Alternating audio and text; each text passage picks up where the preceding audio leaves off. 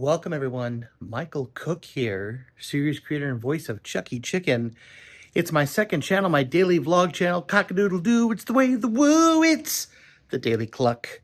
It is a little late in the evening to be doing a vlog. As a matter of fact, this one will probably be going up shortly after I upload it. As you can see, it is indeed late at night. It's a little after 8 o'clock. I don't have a whole lot of time. I wanted to get this out there because I have been a busy fella, and I wanted to show you a little bit of what I've been up to. Not going to get into too much detail right now, but I figured you'd like to see where I work, what I do while I work, all sorts of other fun stuff, and I'm inviting you into my workspace. Shall you? That was weird. And this is pretty much where all the magic happens, right here in a little desk in my dad's office. My father and Patty are actually gone this weekend, so they have allowed me essentially free reign of the place as long as I keep it clean and I feed the fishes. Look at these little guys. Ain't they cute? I hope SpongeBob doesn't mind the company. I've actually been very, very busy today. I've been in the process of doing a lot of updating in my life, updating my demo reel, updating my portfolio, updating my resume or my resume. Stuff I have not done in an incredibly long time, but has been much overdue. And if I'm hoping to get a job in the industry out in California, it's better to do it now. And while I have the time and I have the freedom and I have the ability, than when I'm out there stressing, worried. So it's all a big part of the battle plan.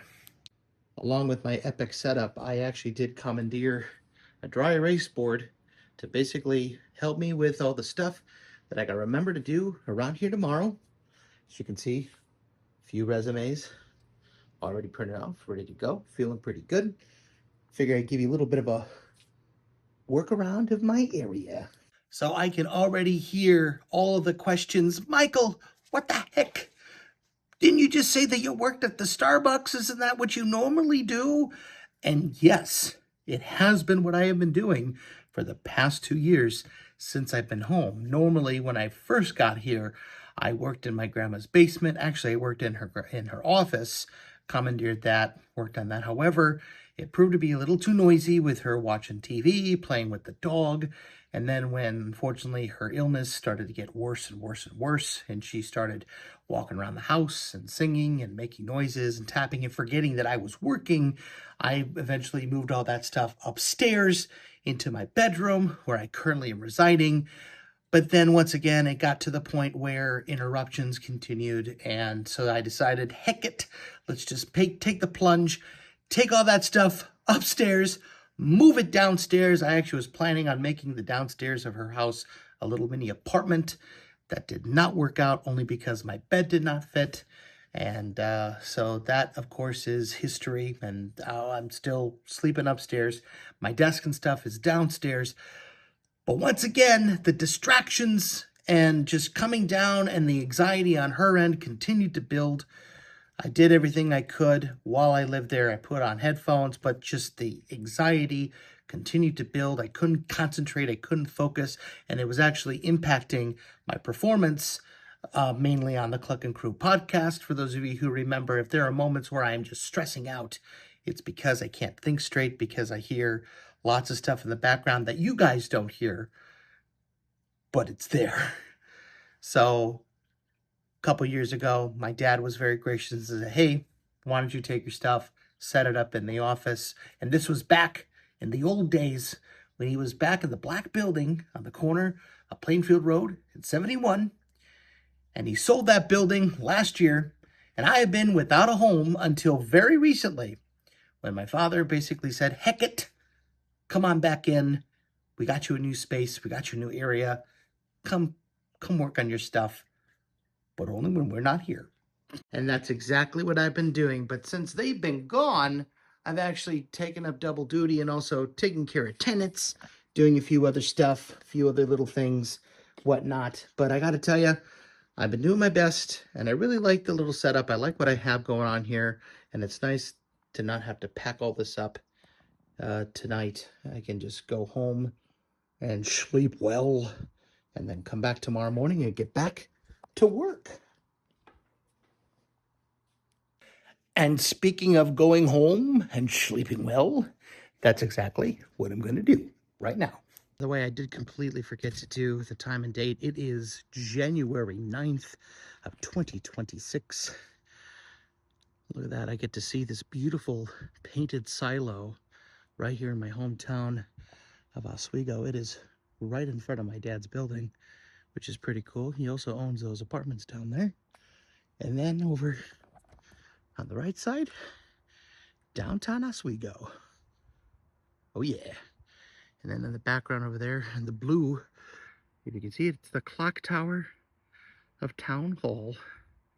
I actually did a whole video about the downtown area.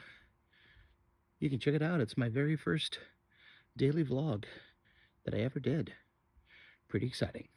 Now, of course, being able to work at the office, I do have a little bit of a caveat. You see, my father, like many a worried parent, has made it very evidently clear that my weight is a problem. So he and I have come up with an arrangement that every week, if I lose 5 pounds, I will continue to gain access to the office.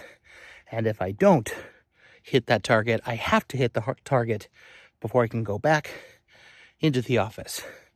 This was a bit of a weird week. My father, of course, saying, hey, I'm going to be out of town. You should watch the place. And I'm like, sure, no problem. So the office is mine for the weekend. But when they get back on Tuesday, I'm back out at the Starbucks. But that is totally okay for right now. I'm just thankful to even have a place. And now I'm going to hop in old Rocco and get going back home, making sure that Grandma is okay. By the way, for those of you who are curious about where I live and all that fun stuff, I don't give any real particulars about where I live because of the internet and doxing and all that fun stuff. And I try very hard to make sure that if there are buildings or street names or license plates or all that stuff, I try my best to cut it out if I can, or at least try and be as entertaining as I can, so that way I don't dox myself or my family or anybody else. But quite frankly, I've not had that issue yet. I've only been doing this for 14 episodes, but just in case y'all are wondering, I never show buildings, or I never show residences that occupy my family. I never give out full addresses. I never talk about any sort of location of private family members. Obviously, with this being my father's work, it is very much, it's a public office. And, people know where to find him if they're looking for apartments. So I don't feel bad, and in a way, it's sort of advertising for him. So, but other than that, when it comes to personal addresses and it comes to all that fun stuff, I don't showcase it because I don't want anybody knowing where I live or where anybody that I love live. So that way we can just nip that whole thing in the bud. Gotta love the internet and also gotta hate it at the same time. But there you go.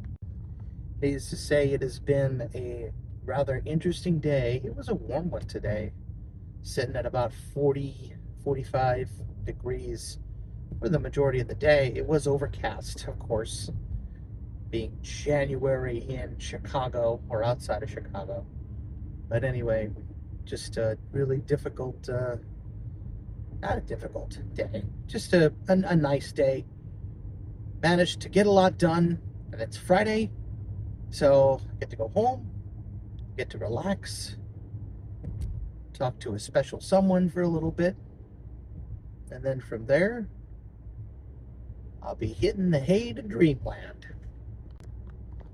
Again, a long and windy road, but still, I know this may be a little bright for folks, but that's okay, because it keeps all the street signs away, which is fine by me. And as I am pulling into the subdivision here and getting ready to go ahead and head on over to the house and hit the bell, or hit the garage door opener, I just want to say from the bottom of my heart, truly, uh, thank you all so much. I know this was a really, really small vlog, but I do want to say just a really quick thing. Lately, I have been dealing with imposter syndrome, and if you don't know what that is, I bet you do, and you just don't realize that's what it is. Imposter syndrome is when you feel like that you have earned something, that you have obtained something without fully earning it. For example, we recently surpassed 7,000 subscribers. I think we're on the road to 7,400 by the time that this episode goes out. And I don't know where all of y'all came from, but I just want to say thank you. That it seems to have mellowed out a little bit, not that massive of a jump today in subscribers to my knowledge. But I've also been dealing with a lot of stress of, you know, figuring out what the heck I want to do with my life. You know, I know what I want to do with my life, but how to get what I want. And to basically quote both my late Grandpa Anthony and my Uncle Rob, who I love and adore so much, all I had to do was just get the damn thing done. And today, I feel like I accomplished that very goal. Like I said before, I was busy today updating the resume and doing a whole bunch of other stuff, building a brand new website, which will be going live probably within the next couple of days. I do have quite a bit of work to do that I'm going to get done this weekend, mostly updating my demo reel, both my animation reel, creating a producer reel, making a voice acting demo reel again, as well as just a couple of highlight reels of some of my favorite moments from some shows that I was in, directed, produced, and making a bit of an actor's reel, as well as just kind of a behind the scenes compilation of moments that I was, you know, really proud to be a part of so far in my career, and I'm looking forward to continuing to do in my career. So I've realized that I've done so much now that I've taken the time to actually compile it all together, and that comes with some pretty interesting, just some pretty interesting insight.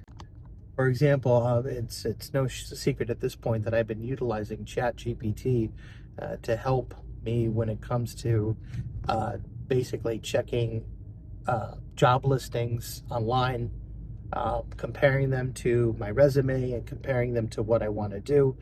And I felt that my resume was a bit misleading, just a smidge, and I didn't want to give employers the wrong idea. So I kind of had a little bit of a heart-to-heart with ChatGPT, and I quite literally uploaded every single resume that I've ever made, including this most recent one, just to compare, contrast, and say, I want to be completely upfront about my experience.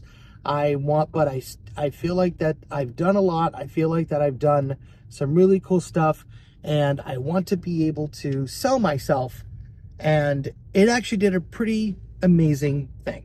It was able to take all of my experience, my college days, all of the independent projects, including Hodgepodge Tonight, Ramp TV, all of the projects, including the children's book that I have illustrated, all of all of my experience over the course of 17 years since I started college.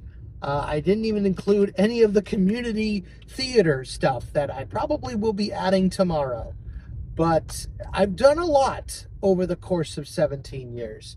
And I was reminded of that tonight. And I got to tell you, it feels good to know that ever since I started college in 2007, all the way today, 2026, almost 20 years, it's not been for naught. And I got to say, you know, it's really cool just looking back. Putting the light back on because I just realized that I didn't have it on before, but you know, whatever.